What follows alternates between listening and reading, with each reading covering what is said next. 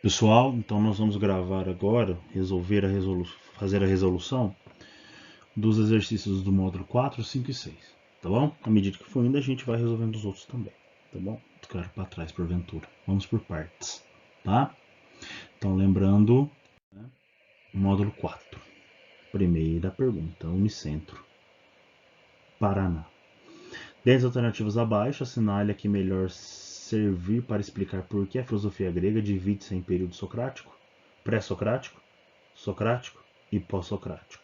Tá bom? Então, de novo, período pré-socrático, socrático e pós-socrático. Letra A, para homenagear o filósofo Sócrates, que foi morto injustamente pelo regime totalitário ateniense.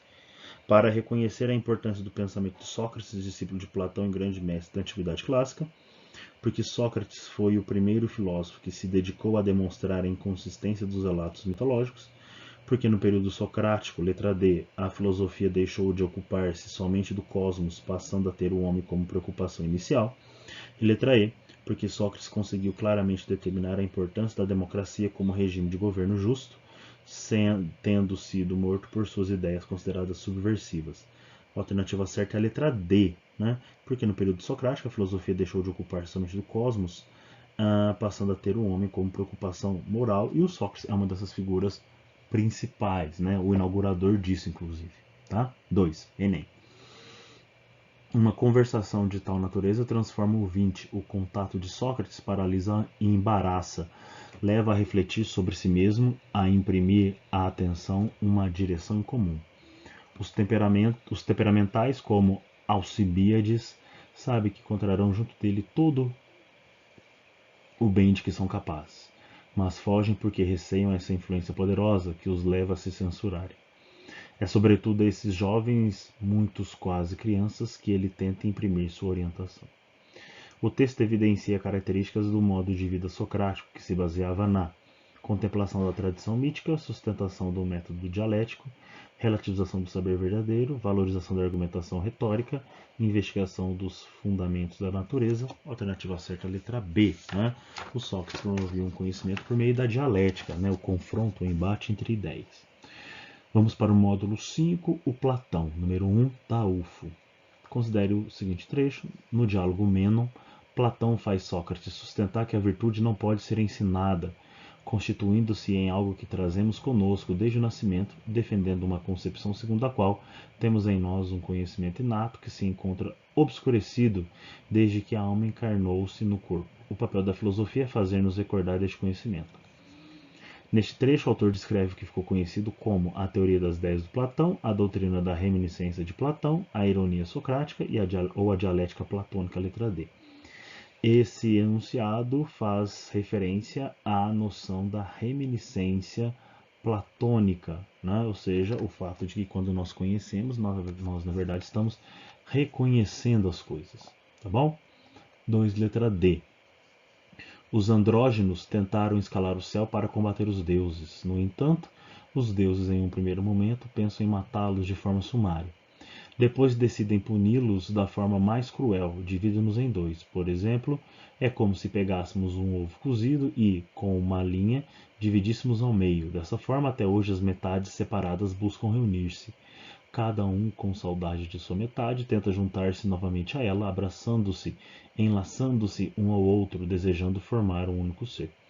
No trecho da obra O Banquete, Platão explicita por meio de uma alegoria o bem supremo como fim do homem, o prazer perene como fundamento da felicidade, ideia inteligível como transcendência desejada, amor como falta constituinte do ser humano, autoconhecimento como carinho da verdade, como caminho da verdade.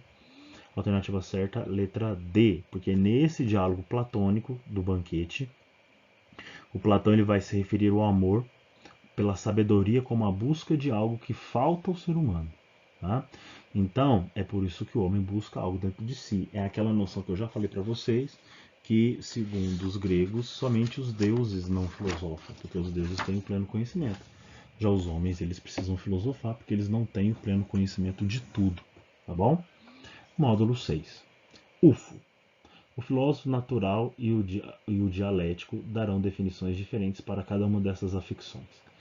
Por exemplo, no caso da pergunta o que é a raiva, o dialético dirá que se trata de um desejo de vingança ou algo desse tipo. O filósofo natural dirá que se trata de um aquecimento do sangue ou de fluidos quentes do coração. Um explica segundo a matéria, o outro segundo a forma e a definição. A definição é o que é da coisa, mas para existir, esta precisa da matéria. Considerando-se o trecho acima, extraído da obra Sobre a Alma, de Aristóteles, assinale a alternativa que nomeia corretamente a doutrina aristotélica em questão. Teoria das categorias, do ato e potência, das causas ou teoria do eudaimonismo. Tá? Faz referência à letra C, teoria das causas, né? Uma vez que a teoria das causas é a relação entre a forma e a matéria. Né? A matéria é o princípio de individuação de um ser, como nós já vimos, e a forma é como cada ser, através da matéria, se organiza. Tá bom?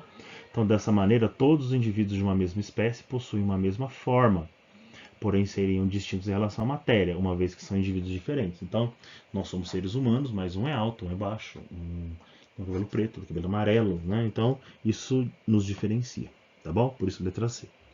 Agora a última, Enem. Dado que, dos hábitos racionais com os quais captamos a verdade, alguns são sempre verdadeiros, enquanto outros admitem um falso, como a opinião e o cálculo, enquanto o conhecimento científico e a intuição são sempre verdadeiros, e dado que nenhum outro gênero de conhecimento é mais exato que o conhecimento científico, exceto a intuição, e por outro lado, os princípios são mais conhecidos que as demonstrações, e dado que todo conhecimento científico constitui-se de maneira argumentativa, não pode haver conhecimento científico dos princípios, e, dado que não pode haver nada mais verdadeiro que o conhecimento científico, exceto a intuição deve ter por objeto os princípios. Os princípios, base da epistemologia aristotélica, pertencem ao domínio, letra A, da opinião, pois fazem parte da formação da pessoa, letra B, cálculo, pois são demonstrados por argumentos, C, conhecimento científico, pois admitem provas empíricas, D, intuição, pois ela é mais exata que o conhecimento científico, ou E, prática de hábitos racionais, pois com ela se capta a verdade. A alternativa certa é letra D, tá? Uma vez que, por Aristóteles, a gente percebe, né, podemos perceber que a intuição é considerada, né, um dos princípios de sua teoria epistemológica, ou seja, da sua teoria do conhecimento. Então, a partir desse momento, né, a intuição é o que pode promover a mim o conhecimento científico. Né? Essa intuição é a percepção, tá bom? Então nós encerramos essa parte. Ok, meus jovens? Um abraço.